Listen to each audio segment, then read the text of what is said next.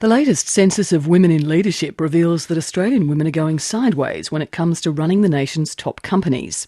Just 12 women are at the helm of the top 200 companies, although more are on company boards compared to 2 years ago. By contrast, small business is doing much better, with a big increase in the number of firms run by women. Sue Lannon has our report. Women like Gail Kelly are a rare breed in corporate Australia. The Westpac boss is one of 12 women who are chief executives at Australia's top 200 companies.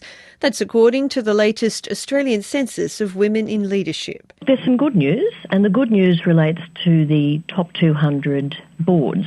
On those boards, we've seen a considerable increase in the number of women who've been appointed. Back in 2010, 8.4% was the percentage of women on those boards. In 2012, it's now 12.3%, so that's a good increase. That's Helen Conway, the director of the Equal Opportunity for Women in the Workplace Agency, which carries out the study every 2 years. Helen Conway says while there are more women on boards, there are fewer women in the pipeline. I think the really bad news and the disappointment of this census is that in the executive ranks we've seen negligible progress. Very concerning is that almost 2/3 of ASX 500 companies have no female executives and only 12 have a female CEO.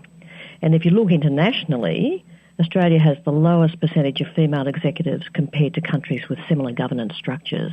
Another survey by the Australian Institute of Company Directors found women directors fill just over 15% of board positions, up from nearly 13% last year. The Institute's Steve Burrell says big listed companies are doing better than smaller ones. For the ASX 20, we're now looking at 20% of female directorships. For the ASX 50, it's 19.4. The larger the company, the better the results so far. And what we need to do is to continue that progress at that level, but also try and extend that down into the smaller companies. Yolanda Vega is the head of the Australian Women Chamber of Commerce and Industry. She says professional women are abandoning the corporate sector and setting up their own companies instead. Over the past 10 years, we've seen this lack of movement of women going up. At the same time, if we look at the data from the Australian Bureau of Statistics, that illustrates that over the past 10 years, the number of women sole traders has gone up by 24.6%, whilst for men it has only gone up by 1%.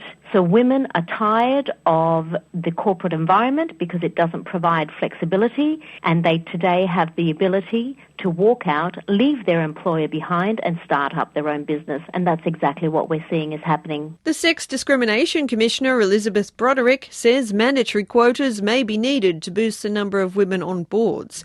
Steve Burrell says he doesn't think that will work. Superficially, quotas can look like the answer because you do get quick results, but whether those results are sustainable and whether or not at the end of the day they really address the problem is, in our view, very questionable, and we think a more voluntary approach which gets to the real heart of the problem is a better way to go. The Discrimination Act has been in place since 1984, and yet today, almost 30 years later, we're still talking about equal pay.